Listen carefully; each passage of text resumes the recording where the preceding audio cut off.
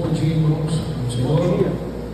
Bem, realmente o dia está muito bom, benção, feliz, cansado, bem cansado.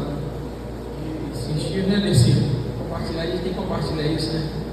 A gente tem vivido assim algo sublime da parte de Deus. Antes de mais nada, eu quero agradecer aos amigos, né, que mandaram mensagem. Muita gente nem sabia, né, que nem conhece o Luan, mas ainda mais os mais próximos, né, mandaram mensagem lá, felicitando a gente.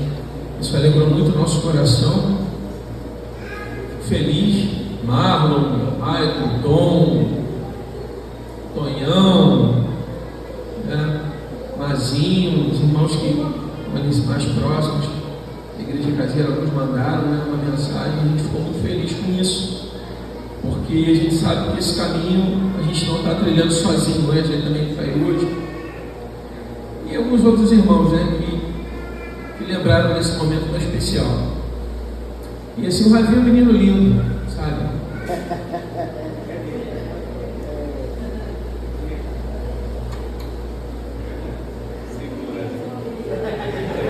Ó, o irmão, olha aí, né? Chama demais. O irmão está só procurando o texto na Bíblia. A gente ficou assim, irmãos, porque até me emocionei um pouco lá.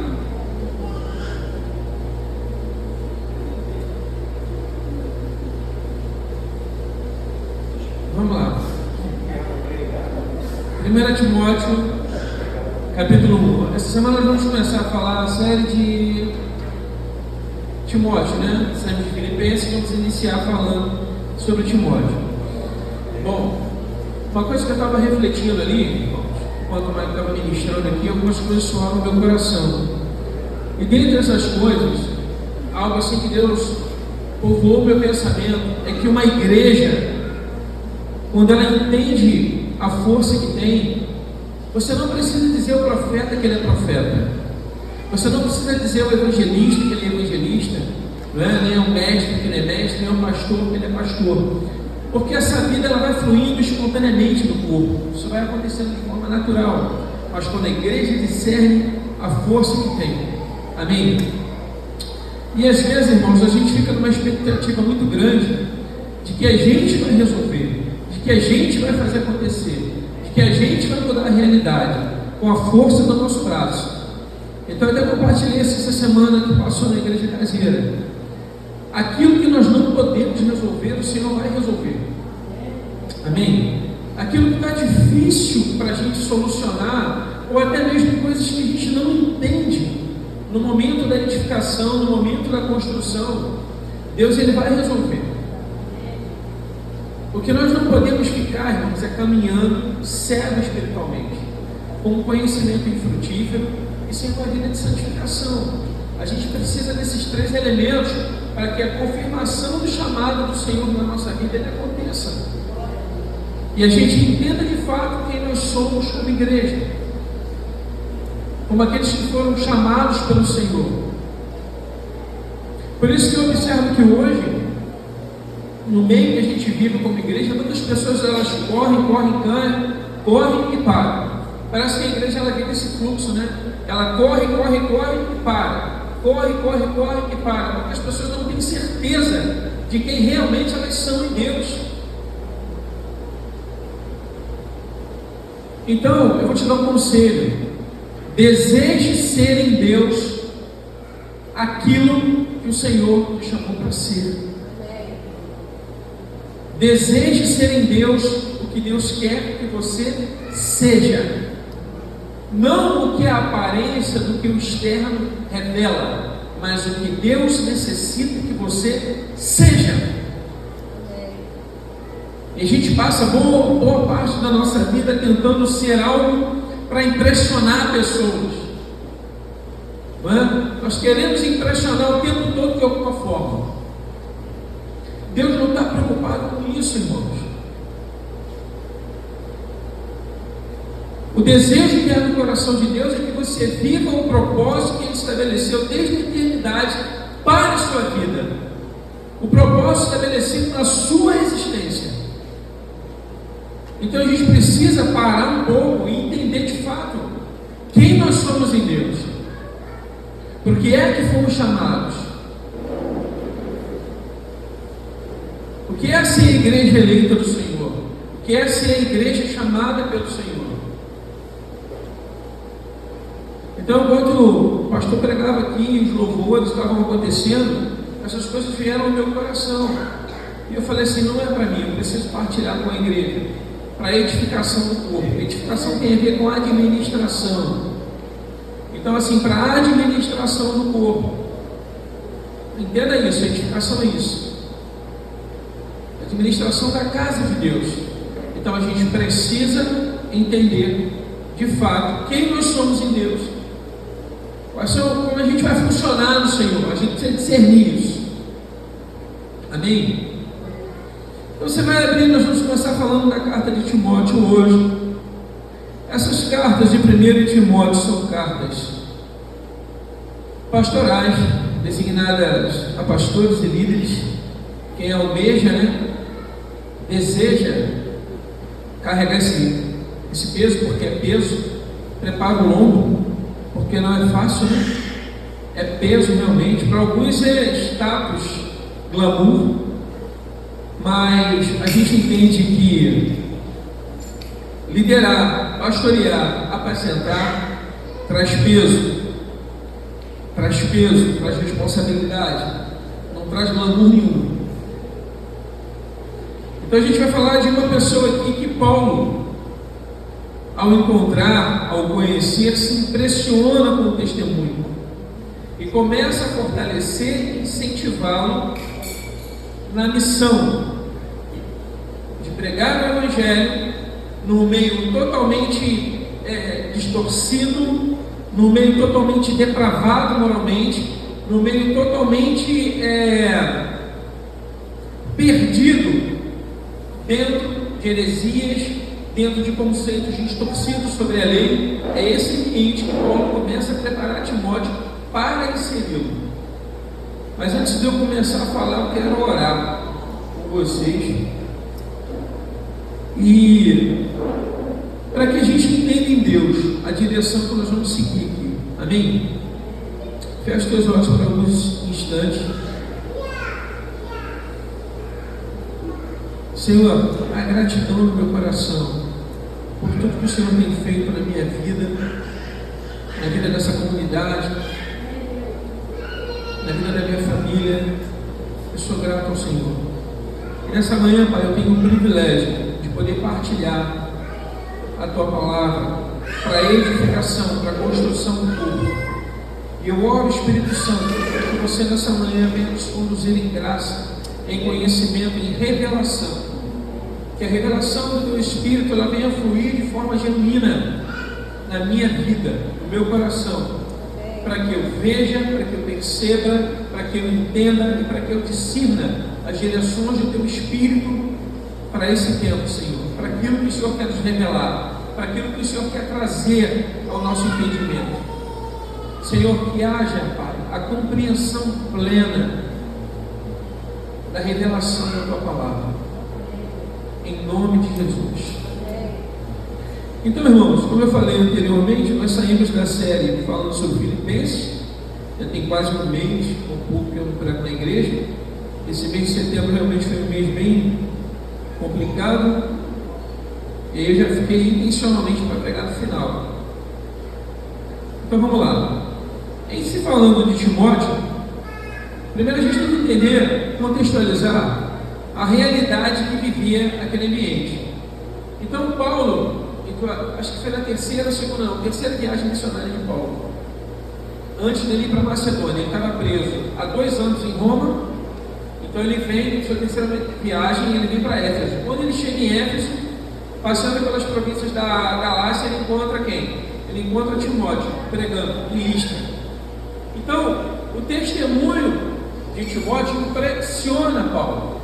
Interessante que Paulo era filho de uma judia e filho de um grego, mas Paulo não era circuncidado. Ou Paulo não, Timóteo não era circuncidado. Timóteo era filho de uma judia e de um grego. E não era circuncidado. Então, havia sim um propósito, uma missão. Paulo olha para aquele homem, olha para aquele jovem, Timóteo, e se impressiona com o testemunho dele. Se impressiona. Então Paulo chama Timóteo e começa a prepará-lo, a incentivá-lo e a fortalecer a sua fé para a missão.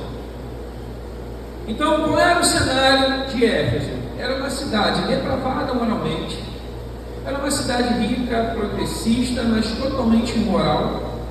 Haviam ali doutores da lei, homens que distorciam as verdades do Evangelho, né? E distorciam totalmente a lei, eram heréticos. E Timóteo, o jovem Timóteo, ele começa a caminhar, a viajar com Paulo, aprendendo, conhecendo. Paulo começa a preparar Timóteo, olha, esse é o ambiente.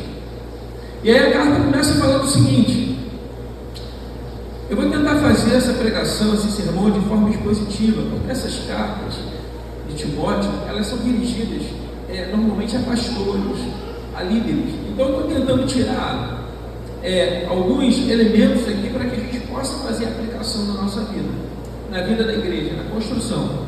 Amém? Então vamos lá. Paulo, apóstolo de Jesus Cristo, segundo o mandado de Deus, nosso Salvador e do Senhor Jesus Cristo, esperança nossa. Então, como sermão expositivo, eu vou lendo os versículos e a gente vai comentando, tá? Então, Paulo aqui ele já se apresenta como um embaixador, como um enviado de Deus. O apóstolo é um enviado do Senhor, né? Então, Paulo já se apresenta como um embaixador enviado por Cristo. E ele apresenta Cristo como a esperança nossa, como a nossa esperança. Então eu, Paulo, embaixador, enviado por Cristo, a nossa esperança. A Timóteo, meu verdadeiro filho na fé, graça, misericórdia e paz da parte de Deus nosso Pai e da de Jesus Cristo. Olha só como é que Timóteo ele trata, como é que Paulo ele trata Timóteo. Ele já trata Timóteo como filho, como herdeiro legítimo, porque filhos, eles herdam o que nós temos. Então ele está falando assim: olha, eu confio em você como filho, como herdeiro legítimo. Presta bem atenção.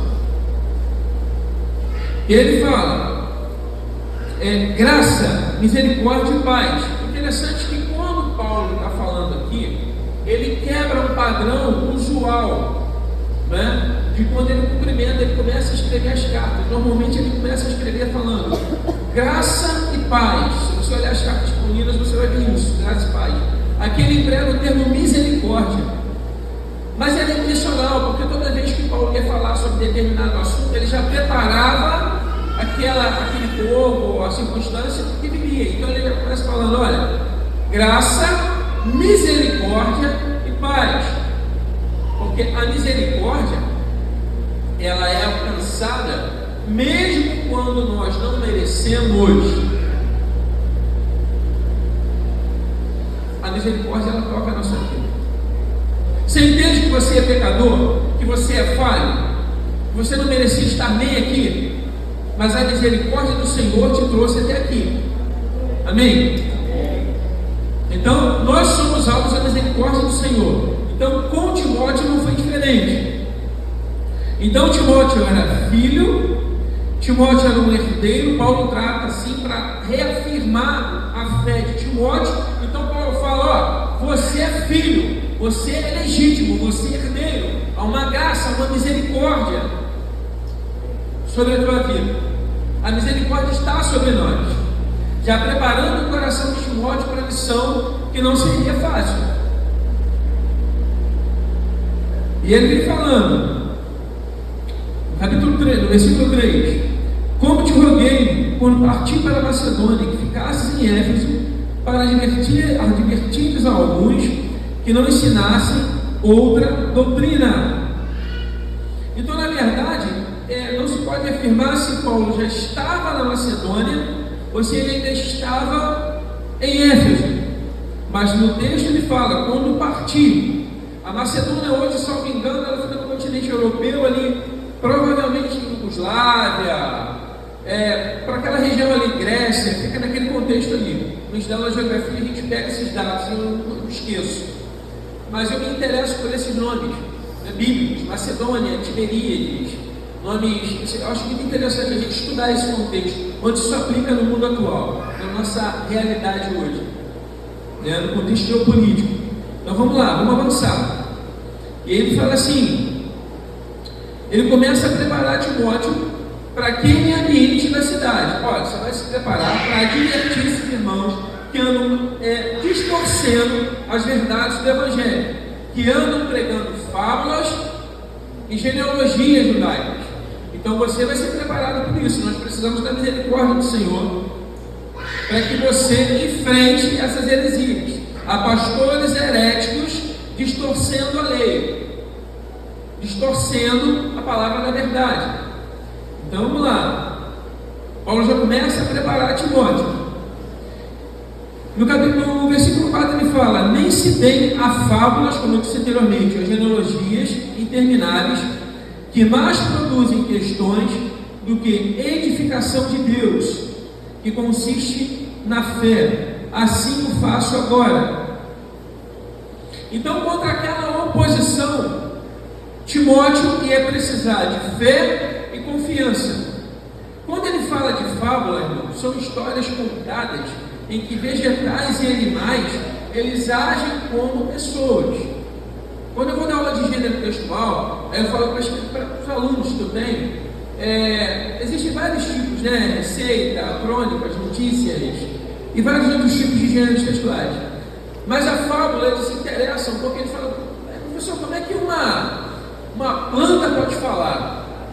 Como é que, né, o feijão vai falar? Como é que um animal ele vai se comportar como gente? Mas a fábula é isso. Então, nesse momento aqui, no caso, os fariseus, né, os legalistas que estavam distorcendo ali, eles pegavam lá os escritos literários judaicos e transformavam, e queriam, e davam como fábula, como genealogia. Aí Paulo vai falar lá em Tito, quando ele vai pregar em Tito, eu acho que é Tito no capítulo 1:9, ele vai falar sobre fábulas. Depois lá em Tito, capítulo 3, Tito 3:9, ele vai falar sobre genealogias judaicas. Então Paulo já vem batendo nisso já há bastante tempo, porque esses fariseus de Satanás, ele tem o tempo todo ali distorcendo. Olha, esse negócio de salvação aí, ó, isso aí não é de Deus, isso é contra Carachim, isso não existe. Esse negócio de fé, de esperança, de confiança de Cristo, isso daí não existe. Isso aí é fábula, isso é genealogia. Aí Paulo fala: ó, Timóteo, é isso aí. Contra essa oposição você vai precisar ter fé e confiança. Nós temos que crer no Evangelho que nós estamos pregando. E para alcançar a salvação, essas pessoas precisam crer e ter fé em Jesus. Foi isso que ele disse. Então eu estou pegando a maneira mais didática aqui, tá, irmão? Menos teológica, para a gente poder alcançar de forma mais prática isso. Porque eu não gosto muito de ficar empregando ferramenta teológica em pregação. Eu gosto da coisa prática, bem didática, porque amplia a nossa compreensão. Então vamos lá. No capítulo 5, ora, o fim do mandamento é a caridade de um coração, né, puro e de uma boa consciência e de uma fé não fingida, porque desviando-se alguns se entregaram a vãs contendas. Então ele está falando: olha, que o amor permaneça no seu coração, seja piedoso, seja caridoso, que o amor, e que a tua fé seja uma fé sincera, uma fé verdadeira. Então ele já está cercando Paulo, cercando Timóteo. Estou confundindo o tempo todo Timóteo com Paulo. Eles caminharam muito próximos. Muito próximos, a gente faz a gente confunde. Então ele está falando para Timóteo: ó, que a tua fé não seja uma fé fingida, seja uma fé sincera, sabe? Que você viva o amor, demonstre o amor, demonstre a caridade. E ele precisava disso, porque às vezes quando a gente está no meio de gente que só sabe distorcer e gerar confusão, a vontade que a gente tem é de estrangular, né? Quando a gente está no meio de herege, de pessoas que estão o tempo todo desconstruindo, a gente constrói de um lado, camaradamente desconstrói do outro. Irmãos, essa realidade não acabou. A igreja atualmente ela vive permeada dessas coisas, das distorções. As heresias continuam aí. Isso não foi algo isolado lá naquele momento, 64, 65 a.C., não. Isso continua depois de Cristo, no caso. Isso continua acontecendo. Isso persegue a igreja há mais de 3 mil anos. Então havia todo um cuidado de Paulo em relação a Timóteo. Então assim, por quê? Do que? Desviando-se de alguns, esse é o versículo 6. Do que desviando-se de alguns se entregaram a vãs contendas. Então havia disputas ali, naquele contexto, né, da cidade, da igreja, havia disputas ali. E ele fala dessa questão das contendas. Ou seja, havia muito mexerico, muita especulação, muita fofoca, muita crítica, havia muita fala desencontrada. É diferente hoje. É diferente hoje. Pode falar, não! A gente continua vivendo no meio permeado disso, de maledicências, de más conversações, de fofocas, de mexericos. Infelizmente, a gente vive nessa realidade. E ali Paulo está cercando Timóteo contra esses fariseus, contra esses legalistas. Aí mais à frente, no versículo 7, ele vai falar o seguinte: querendo ser doutores da lei, e não entendendo o que dizem nem o que afirmam. Sabemos, porém, que a lei é boa, se alguém dela usa legitimamente. Sabendo isto, que a lei não é feita para os justos, mas para os injustos e obstinados, para os ímpios e pecadores, para os profanos e irreligiosos, para os parricidas, matricidas, para os homicidas, para os fornicadores, para os sodomitas, para os roubadores de homens, para os mentirosos, para os perjuros e para os que for contrário à sã doutrina. Irmãos, acho interessante quando Paulo frisa isso aqui. Existem doutores da lei. Quem eram os doutores da lei? Eram os fariseus. Na verdade, esses homens conheciam muito a lei. Eles conheciam muito, na verdade. Porém, eles falavam às vezes de coisas que eles não tinham nem conhecimento. E eles viviam numa constante disputa entre eles, num processo contínuo de desconstrução de coisas que eles mesmos nem sabiam, que eles não entendiam, que eles não conheciam. Mas eles ficavam o tempo todo se degradando falando nisso. Aí Paulo vem e ele faz uma consonância com os 10 mandamentos. Quando ele começa a falar, se você prestar atenção, você vai lá vendo o 7º ou 8º mandamento. Agora, como é que Paulo faz? O que ele diz? A lei é boa, mas ela não pode ser aplicada de forma ilegítima. Certo? Por que a lei é boa? Porque a lei, ela reflete o pecado. A lei, ela reflete a iniquidade. A lei, ela vai transparecer tudo aquilo que está equivocado, tudo aquilo que está errado. Mas o fariseu, o legalista, ele pegava a lei e aplicava em tudo aquilo que era ilegítimo. Então, pode ser matricida, pode ser parricida, pode matar pai, pode matar mãe, pode ser fornicador. O fornicador é aquele cara que vive envolvido na imoralidade. Pode ser sodomita, né, que é o homossexual. Pode ser sodomita, pode fazer tudo isso. Aí Paulo vai lá nos 10 mandamentos. Poxa, eu preciso fazer essa consonância aqui, preciso aglutinar isso aqui, eu vou juntar isso aqui, vou fazer essa junção para poder orientar essas pessoas, para que Timóteo possa orientar esses irmãos. E ele falou, os obstinados, ele chama de obstinados, ou seja, a pessoa obstinada, irmão, você não pode tentar com ela, já está decidida, ela já está determinada a fazer o que não der para fazer.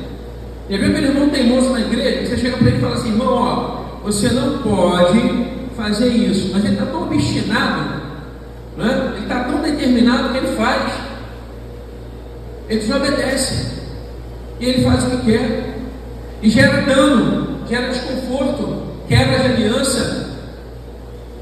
E aí depois os pastores, ou o pastor, ele tem que ficar que nem, o tempo todo sangrando, para poder curar ali, para tratar ali, para falar por causa do obstinado. que é o cara teimoso, o cara desobediente, né? Aquela ovelha que não se converte. Então, além de ser injusto e obstinado, então ímpios e pecadores, profanos e religiosos. Profano é aquele camarada que transforma tudo que é santo, cara. Tudo que é santo ele vai começa a denegrir. Você vai tomar ceia, cara, ceia é besteira. Vai tomar ceia para quê? Quem disse que ceia significa comunhão? Tem nada a ver isso. Conversa fiada. E começa a distorcer. Começa a distorcer. Quem disse que eu preciso ir para a igreja caseira? Quem disse que eu preciso ter vida de aliança? Nada a ver. Só tem gente falsa na igreja caseira. Só tem gente mentirosa. E começa a desconstruir. E vai desconstruindo. Com injúrias, com perjúrios. Ele vai maldizendo o tempo todo. Está obstinado a desconstruir, a desfazer aquilo que está sendo construído. Então eu estou tentando trazer para o nosso contexto, mas essa é a realidade que Timóteo encontrava ali.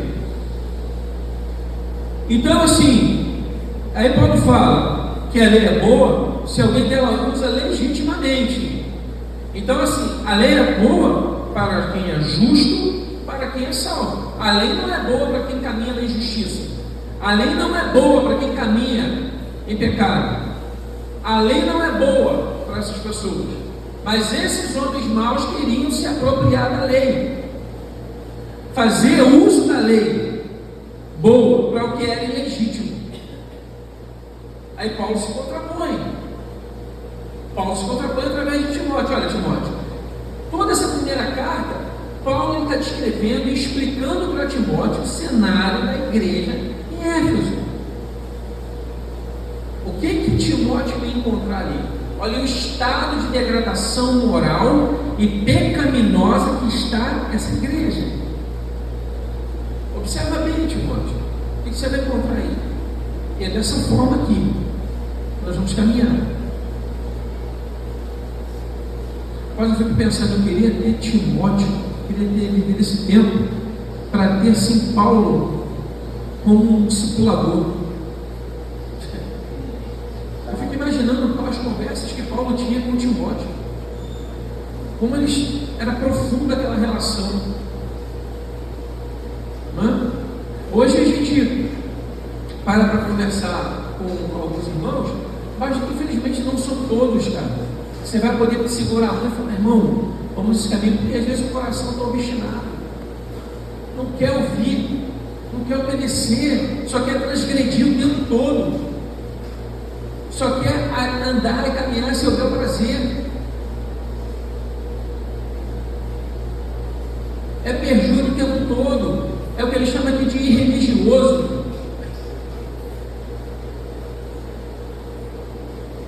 E aí Paulo vai caminhar, a gente vai seguindo o texto aqui para a gente não perder muito tempo. Eu quero encerrar no horário certinho. E ele fala dos fornicadores, dos sodomitas, ele fala também dos roubadores, fala dos mentirosos, né? E para o que for contrário à sã doutrina. O que ele fala da sã doutrina? O que era a sã doutrina? A sã doutrina era o Evangelho de Jesus. Simples. Sabe? Jesus Cristo morreu, ressuscitou no terceiro dia e veio para salvar toda a humanidade, todo mundo. Quando ele fala de mundo, ele se refere a toda a humanidade. Essa é a sã doutrina. Nós precisamos crer e ter fé nesse Evangelho. O Evangelho que é poder para salvar o mundo, para transformar toda a criatura. Esse é o Evangelho de Jesus. Então, lá Timóteo já tinha que bradar sobre isso, falar sobre isso, confrontar aqueles legalistas a respeito da sã doutrina. E aí Paulo fala conforme o Evangelho da glória, conforme o Evangelho da glória de Deus, que me foi confiado. Está no 11, né? Amém. Então ele vai falar aqui, ó.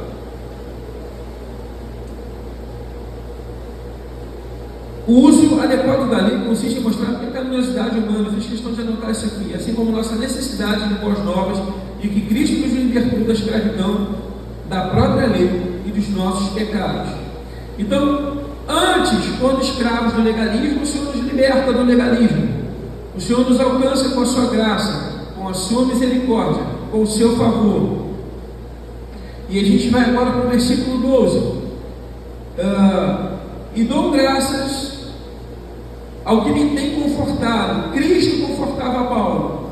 Jesus, Senhor nosso, porque me deve por fiel, pondo-me no ministério. Aleluia, glória a Deus. Irmãos, não havia arrogância no coração de Paulo. Paulo não era arrogante. Mesmo sendo Paulo quem era, não havia arrogância no coração de Paulo, né? E Paulo não era ingrato. O mundo era ingrato, mas Paulo não era ingrato. Então ele fala, me tem confortado, ou seja, literalmente me tem dado força. Paulo sabia que o poder dele se aperfeiçoava na fraqueza. Se você vai ver lá em 2 Coríntios 12:9, Paulo vai falar, olha, Senhor, a tua graça me basta. Não é isso? Meu poder se aperfeiçoa na fraqueza.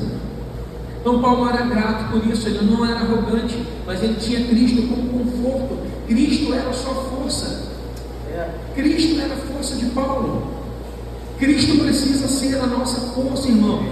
Como eu comecei a falar aqui no início da pregação, muitas vezes nós queremos caminhar e fazer do nosso jeito. Parece que nós queremos induzir o Espírito Santo. Parece que nós queremos fazer com que Deus faça somente aquilo que a gente entende por certo. Deus não vai fazer desse jeito. Deus vai fazer sempre do jeito dele, a maneira dele. Parece que a gente entra num aqui, a gente conhece tanto sobre Deus, além de ler tanta coisa, a gente está tão enraizado, tão profundo nas coisas espirituais, a gente conhece assim, coisas que transcendem a glória, que transcendem o conhecimento do eterno, que a gente se acha no direito muitas vezes de achar que Deus vai fazer da maneira que a gente quer. Não vai fazer, vai andar frustrado, decepcionado, quebrado a vida inteira. Porque quem nos conforta é o Senhor. O poder de Deus. Nós somos a nossa fraqueza, ele é aperfeiçoada através do seu poder. Para de se enganar. Para de mentir para si mesmo. Porque eu vi fulano falar, que não sei o que, irmão, fulano está falando, mas é a sua vida. É você e Deus. Quem tem te confortado? Quem tem te fortalecido? Quem tem sido a tua edificação? Quem tem sido a tua base de fé?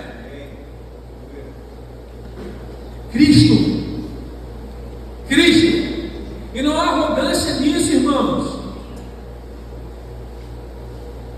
O que mais me impressiona é que Paulo, sendo quem era, em nenhum momento carregava dentro dele vaidade. Em todo o tempo, Paulo gostava de revelar que ele era um homem comum. Era um homem comum. Apesar de todo o conhecimento, de tudo que ele sabia, da revelação que havia alcançado na sua vida, Paulo era um homem comum. Então ele tenta fazer com que Timóteo absorva isso. Timóteo, você será um pastor comum. Você será um homem comum. Se conforte em Cristo, se conforte na graça de Deus. Não se perca no legalismo. Mas faça com que essas pessoas, através da misericórdia, elas sejam alcançadas por essa graça que me alcançou. Antes de mais nada, eu quero que você saiba que é uma graça do Senhor sobre a tua vida. Há uma graça do Senhor dispensada sobre a tua vida. Amém? Há uma graça de Deus. Guarde isso. Você não está aqui aleatoriamente. Não está aqui aleatoriamente.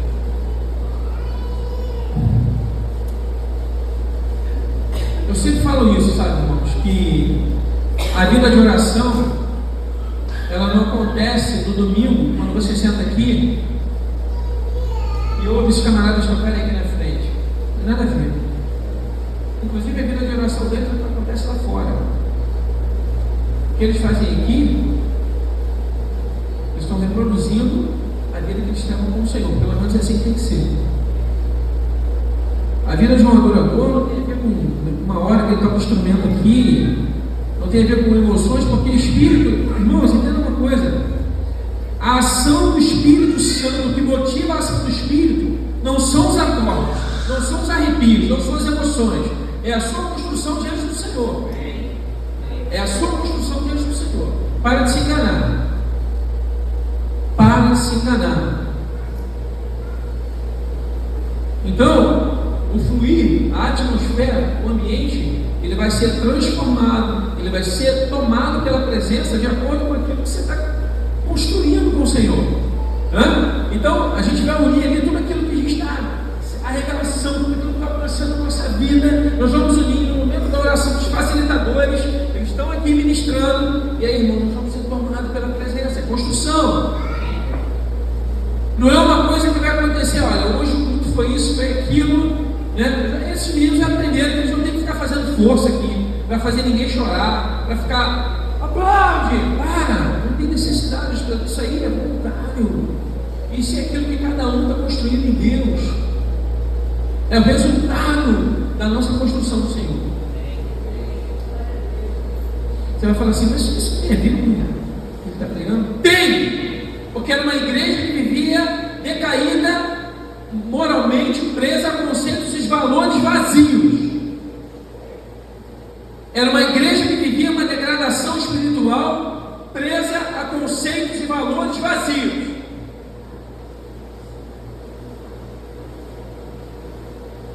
E aí, Paulo ele vai falando sobre essa doutrina, e dou graças ao que me tem confortado, a Cristo Jesus, Senhor nosso, porque me teve por fiel pondo-me no ministério. A fidelidade que havia no coração de Paulo. Paulo era um homem fiel a Deus. E ele fala, aí agora ele vai falar dele, olha que interessante.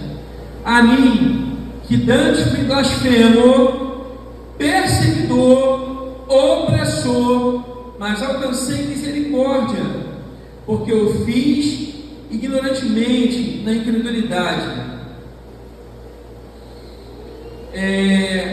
Paulo, ele se coloca como o principal. O principal. Eu persegui, eu matei, eu fui vil, eu blasfemei. O que é blasfêmia? Você que aprendi na época de seminário, né?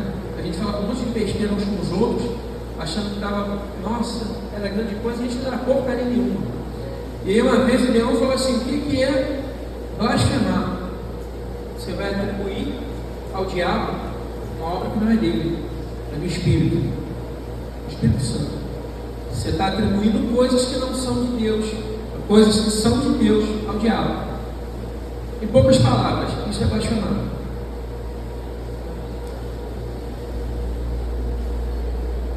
Essa é blasfêmia.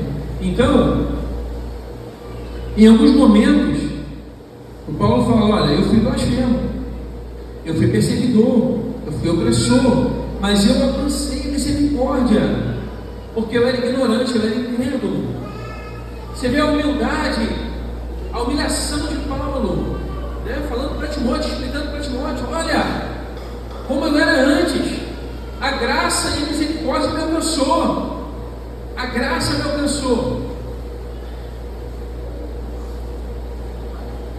E ele fala, ó, e a graça de nosso Senhor superabundou com a fé e o amor que é em Cristo Jesus. Esta é uma palavra fiel e digna de toda a aceitação, que Cristo Jesus veio ao mundo para salvar os pecadores, dos quais eu sou o principal.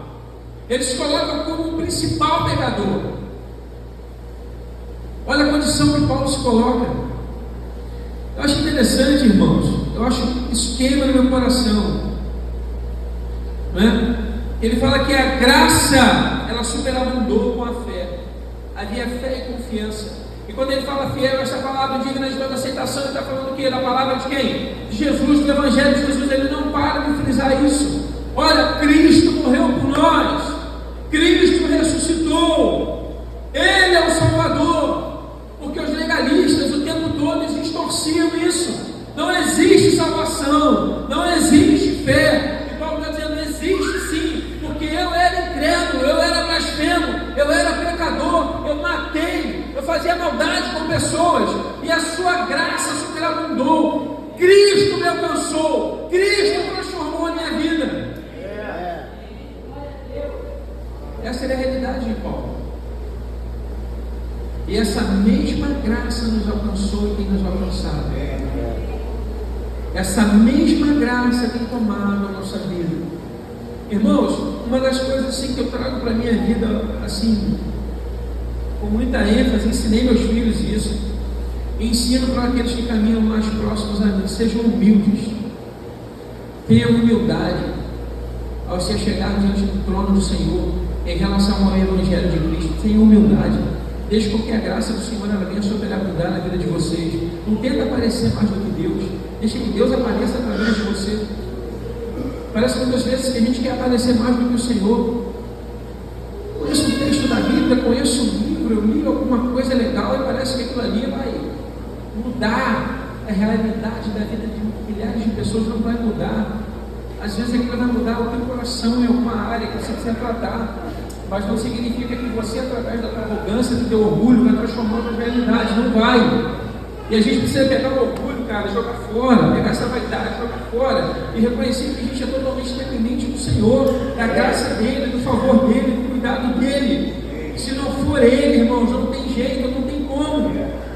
Se Paulo, um homem letrado, perseguidor, assassino, porque ele matou pessoas, ele perseguiu pessoas como presas, perseguiu pessoas, caçou pessoas como presas, ele relata isso. Ele foi alcançado pela graça.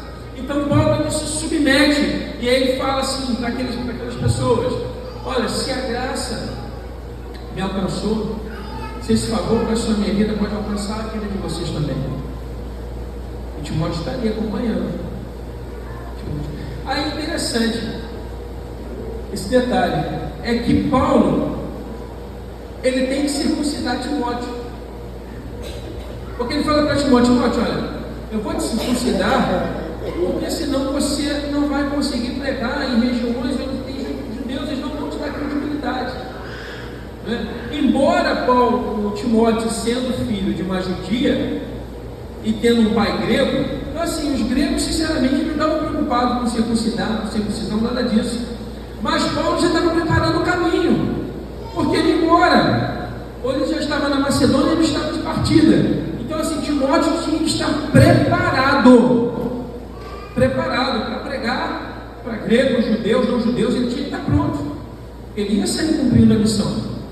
Isso é um detalhe que eu achei interessante. Então assim, Deus, ele quando nos prepara, irmãos, ele prepara por completo. Amém? Porque a visão de Deus, ele vai além da nossa visão.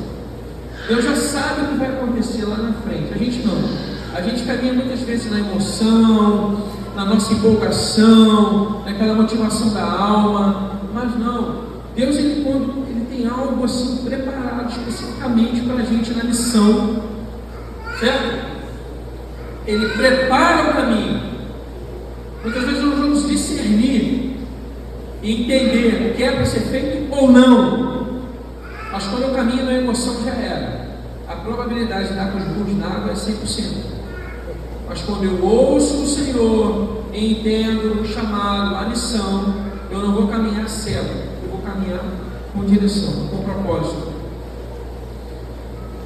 E ele vai seguindo aqui, quando Paulo, então ele fala: e a graça do nosso Senhor superabundou com a fé e o amor que é em Cristo Jesus. Esta é uma palavra fiada pela citação. Estamos caminhando já para o fim. Que Cristo Jesus veio ao mundo para salvar os pecadores, dos quais eu sou o principal. Mas por isso alcancei misericórdia, para que em mim, que sou o principal, Jesus Cristo mostraste toda a sua longanimidade, para exemplo dos que haviam de crer nele para a vida eterna.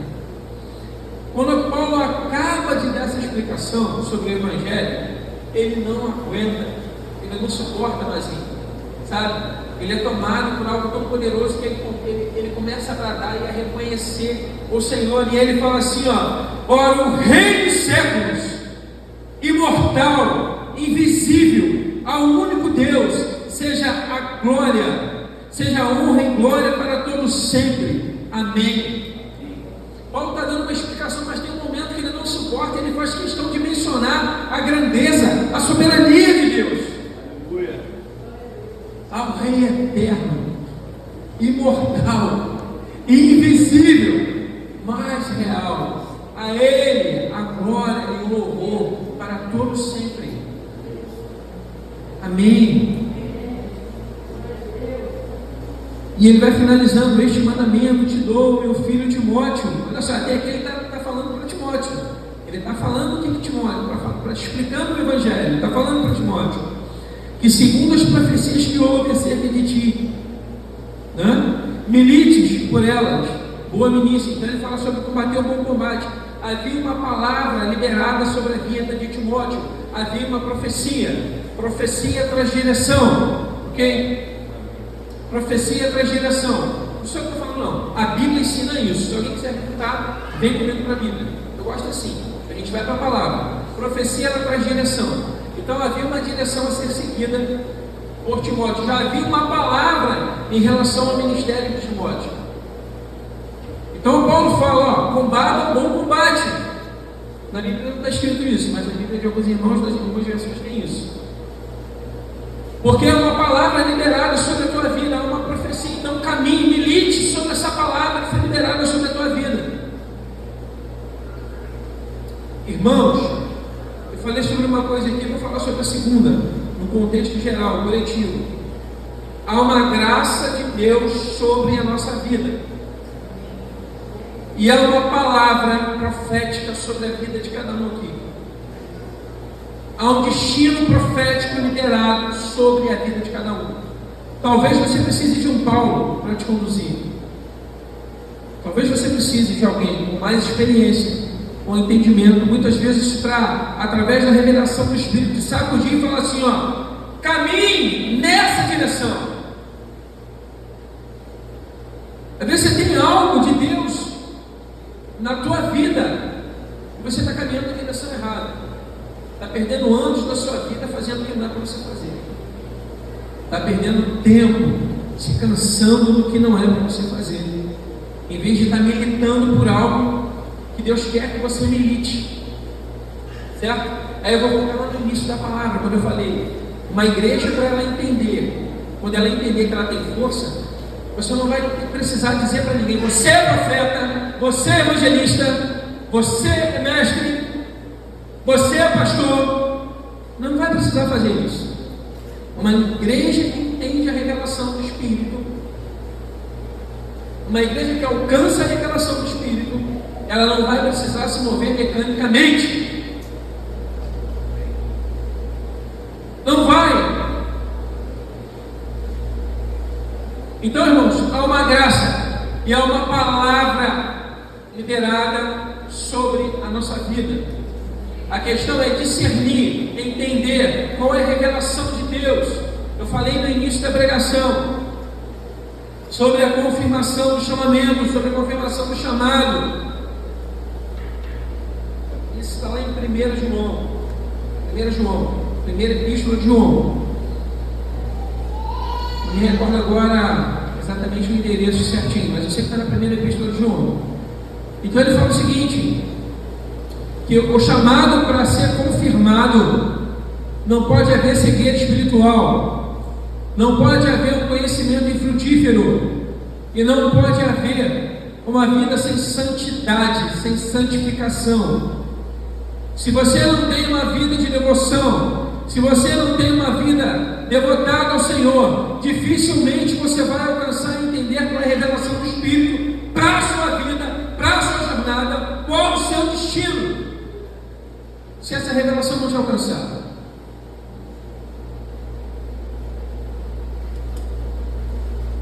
Infelizmente, os ruídos e as distrações têm roubado isso de muitos irmãos. E por fim,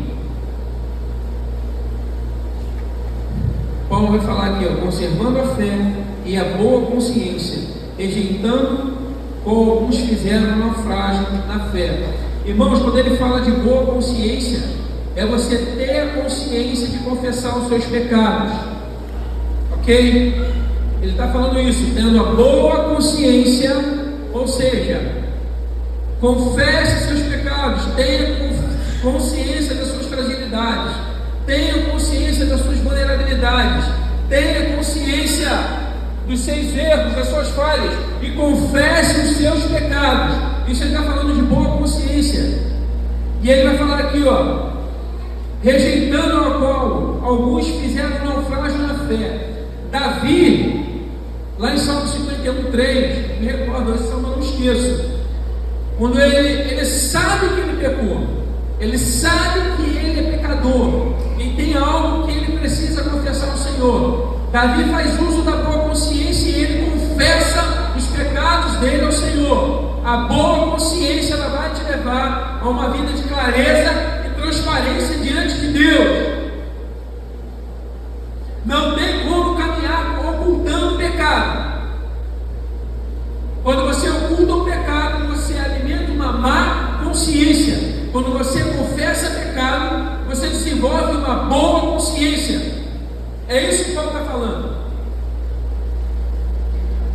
E aí no final ele vai dizer o seguinte: e entre esses foram Himeneu e Alexandre, os quais entreguei a Satanás, para que aprendam a não blasfemar. Himeneu e Alexandre, aí a gente pensa assim: caramba, Paulo entregou esses homens a Satanás acabar com a vida deles. Não, Paulo não entregou eles à morte, Paulo não desejou a morte deles, mas o que Paulo fala é o seguinte: ó, vocês serão entregues à disciplina, para que vocês saiam do mau caminho, se arrependam, confessem os seus pecados e parem de distorcer o Evangelho. Então eles foram entregues a Satanás para isso, para que eles mudassem de rota, para que eles mudassem de caminho, para que eles se arrependessem, para que eles alcançassem a boa consciência, para que eles confessassem os pecados deles, para que eles mudassem o curso da vida deles. Amém? Então, irmãos, como eu falei no início, essas cartas são direcionadas, são cartas pastorais que trabalham com advertências e admoestações em relação à vida prática, né, dos líderes, dos pastores, a vida em família, ministerial e tudo isso. Mas a gente consegue tirar lições, a gente consegue. Amém? A gente consegue tirar lições desse contexto. Obviamente que você não vai ver aqui uma pregação inflamada, não é esse o objetivo, esse texto não conduz a gente para isso, mas a gente vai trazer a estrutura de igreja. A preocupação de Paulo era com a edificação da igreja, era com a administração da casa. Casa onde há disputas, casa onde há distorções, Paulo chamava casa de igreja. Então ele chama Timóteo para que: Timóteo, filho, você vai supervisionar essas igrejas, essas casas, para que haja edificação, para que haja administração nessas casas, para que não se torne uma desordem por conta dessas disputas, por conta dessas pessoas, desses pastores heréticos que ficam distorcendo o Evangelho. Então o desejo de Deus, irmãos, é que nós sejamos uma igreja edificada por Ele, edificada pela Sua presença, edificada pelo Seu poder, edificada pelo Seu conhecimento. Não há espaço aqui para disputas, não há espaço aqui para essas divergências. Não fique esperando que o supra-sumo venha aqui falar para vocês. Vocês precisam entender, entendam em Deus, porque Jesus fala o seguinte: ó, eu sou o bom pastor dá a vida pelas ovelhas. Esse é o meu pastor, aquele que dá a vida por mim, aquele que conhece os meus problemas, aquele que sabe o que eu passo, aquele que sofre as minhas dores, aquele que nos momentos de dificuldade é aquele que liga para mim. Esse é o bom pastor, é aquele que dá a vida pelas ovelhas, é aquele que sangra por mim. Esse é o bom pastor. Amém? Quero que vocês coloquem de pé agora, por favor.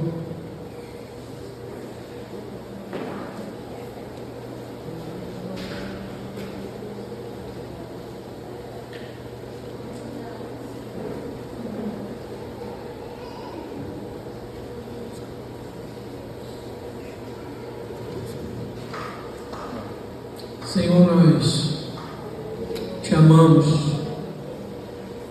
consideramos a Tua Palavra como base, como alicerce, como a espinha dorsal da igreja. E eu clamo, Senhor, por um tempo de edificação, de alinhamento, de avivamento. Eu clamo, Senhor, para que os corações desse ambiente sejam tomados pela Tua presença de forma voluntária, Senhor. Que ninguém que se mova pela emoção, por um acorde musical, mas que a nossa vida de entrega, de renúncia, de arrependimento aconteça todos os dias, fora desse ambiente. Fora desse ambiente. Que nós venhamos, Senhor, reconhecer a Tua soberania, reconhecer o Teu poder, reconhecer quem o Senhor é, reconhecer a grandeza que há em Ti, Senhor. Reconhecer a grandeza que há em Ti, Senhor. Reconhecendo esse